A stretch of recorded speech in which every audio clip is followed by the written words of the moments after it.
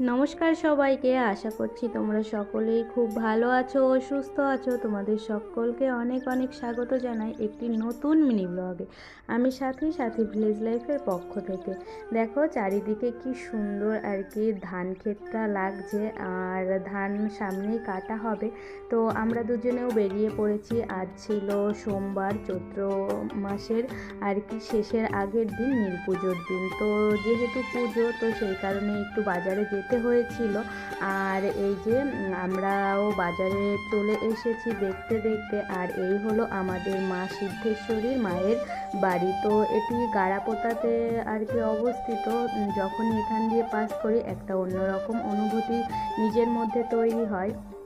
তো যাই হোক, এই যে আজ যেহেতু পুজোর দিন, সেই কারণে অনেক ভিড় ছিল। তো সেই সব ভিড় অতিক্রম করে এই যে বাজারে চলে এসেছি। আর তারপরে আর তোমাদের সঙ্গে দেখা হয়নি।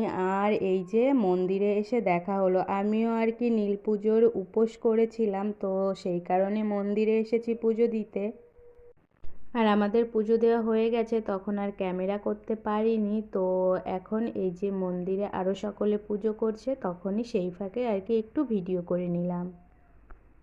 এর মেলার সময়ও বেশ আর কি 7 দিনের মেলা হয়। আর এখন দেখো এটা একেবারেই ফাঁকা।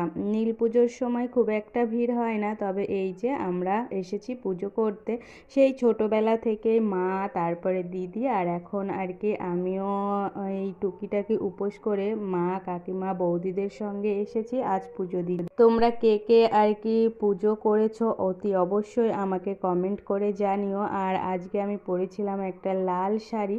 আর এত পরিমাণে গরম ছিল, সেই কারণে চুলটা আর কি বেনুনি করে নিয়েছিলাম। আর খুব আর কি ঘামছিলাম, সেই কারণে এই যে মুখ ঠুক কেমন একটা হয়ে গিয়েছিল।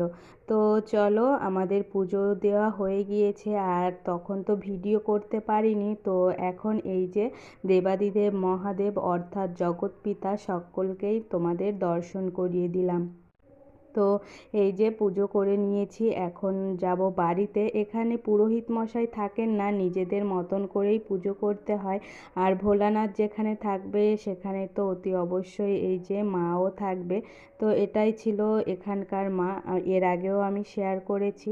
তো সব কিছু মিলিয়ে এই যে এইভাবেই আজকের ব্লগটি সাজিয়েছিলাম। তোমাদের কেমন লাগলো তা অবশ্যই জানিও। সকলে সুস্থ থেকো, ভালো থেকো। আবারও খুব শিগগির দেখা হবে একটি নতুন ব্লগের সঙ্গে। ততক্ষণের জন্য আসি।